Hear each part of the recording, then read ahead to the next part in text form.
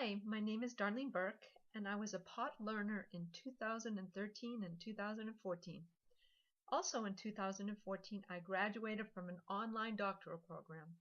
So, as a college professor hoping to teach my first online course soon, and as a recent online learner, I am particularly interested in this week's topic, our online learners.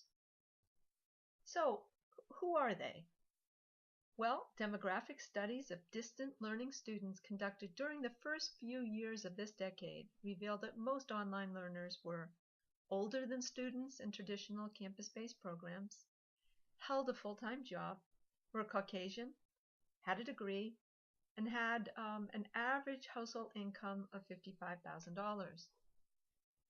However, a nationwide demographic study of online college students conducted by Learning House Incorporated and Aslanian Market Research in 2013 revealed that online learners increasingly resemble the traditional on-campus college population in that they are beginning online study with only a high school diploma, have a family household income of $25,000 or less, and are working part-time.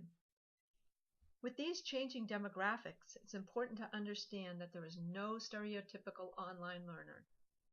Teaching strategies must therefore include principles of adult learning for the students with life experiences and strategies that address the needs of traditional students right out of high school.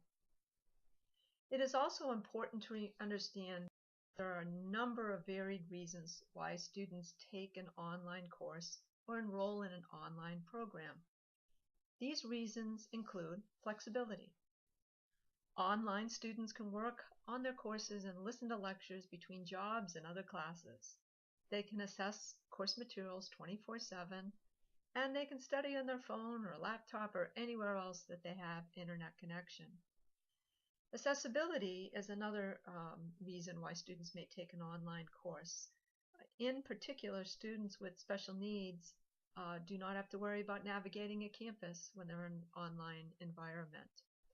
Additionally, students who are non-native English speakers can view online lectures multiple times or review complex concepts at their own pace. Reduced cost may be a reason. Although the cost of an online and a face-to-face course may be the same, attending online courses eliminates the expense of gasoline, bus fares, and parking fees. Engagement, too, may be a reason. Posting to an online discussion forum allows students to take their time and formulate their thoughts in ways that a face-to-face classroom environment may not allow. The use of technology may be another reason. Some students prefer to learn in the same medium they are using for managing information and communication in their life outside of school. And finally, some students think it will require less work to be in an online course. This is a misconception, and students realize that quite quickly. Even though students may have a valid reason or reasons why they opt to engage in online learning instead of a face-to-face course, it does not mean that he or she is suited for online learning.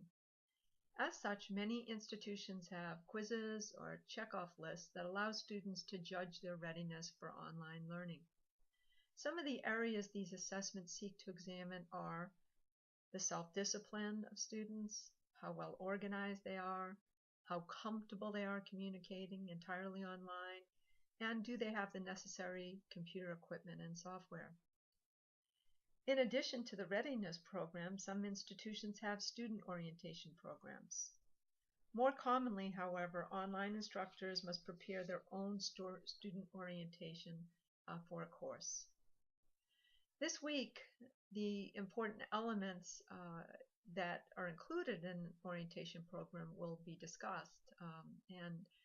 You see a list here of some of those elements, starting with introduction, which should be a video introduction.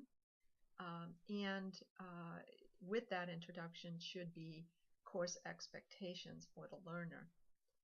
Also, an element or elements would be required computer equipment and software, as well as required computer skills and an introduction into the course management system being used for the course.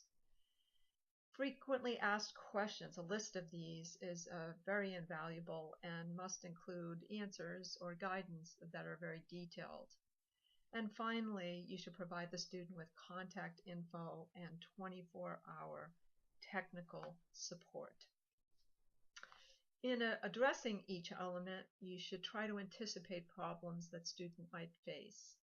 And in particular, you should not assume that any student has computer skills.